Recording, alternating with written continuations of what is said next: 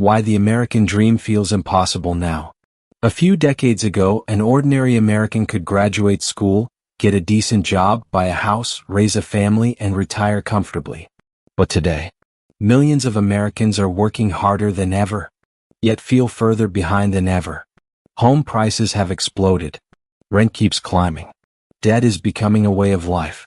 And even people earning six figures are asking the same question. How am I still struggling? So what happened? Did Americans stop working hard? Or did the rules of the game quietly change? In this video, we're uncovering the economic reality behind the modern American dream, and why, for millions of people, it feels more out of reach than ever before. Because this isn't just a story about money. It's a story about expectations, opportunity, and whether the promise that built America still exists today. Part 1. The dream everyone grew up with. For generations, the American dream was simple. Work hard, earn a decent living, buy a home, raise a family, retire comfortably. Parents believed their children would have more opportunities than they did. That was the promise. And for many years it worked. A single income could often support an entire household. A factory worker, teacher, or office employee could afford a home, a car, and yearly vacations. But today that reality feels increasingly distant. Part 2. The housing wall. Let's talk about housing. Because for many Americans, this is where the dream hits a wall. Imagine earning a good salary. You've saved for years. You finally start looking for a home. Then reality hits. The average home price has surged far beyond what many families can comfortably afford. Mortgage rates remain high. Down payments require years of savings. Every open house feels like a competition. And even when you find something affordable, dozens of other buyers are competing for it. For many young Americans, home ownership feels less like a milestone and more like a luxury. Part 3. The rent trap. So if buying isn't possible, people rent. But renting isn't easy either. Across the country, rents have climbed dramatically. Many people spend 30%, 40%, even 50% of their income just keeping a roof over their heads. Think about that. Half of your paycheck gone before you've bought groceries, before paying for transportation, before saving for the future. And when rent consumes that much income, building wealth becomes almost impossible. Part 4. The debt generation. Now add debt, student loans, credit cards, car payments, medical bills. Many Americans begin adulthood already owing tens of thousands of dollars. Instead of investing, instead of saving, instead of building wealth, they're making monthly payments, year after year. The result? Millions of people feel like they're running on a treadmill, working harder but never moving forward. Part 5.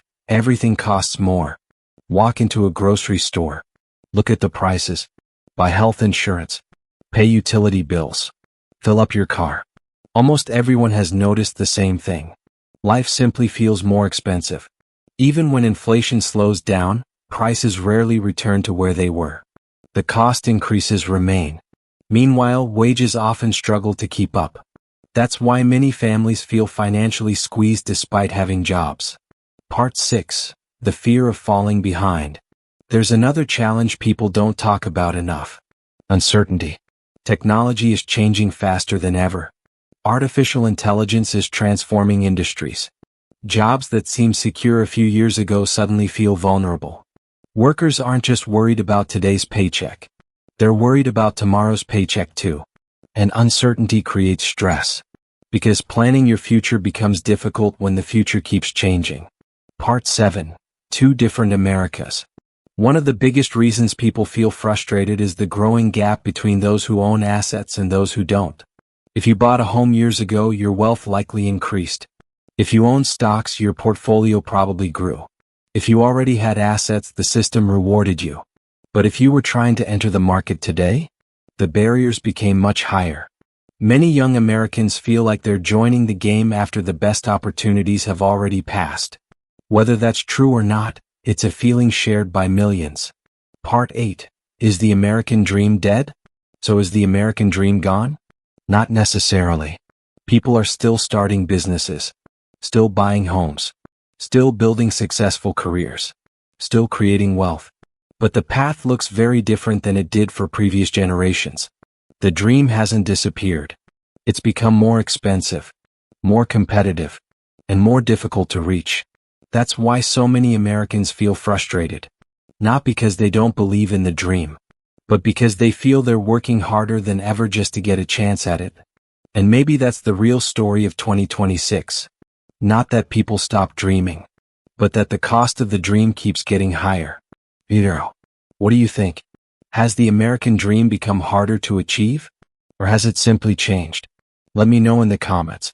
And if you enjoyed this video, don't forget to subscribe for more deep dives into the economic forces shaping our future. Thanks for watching.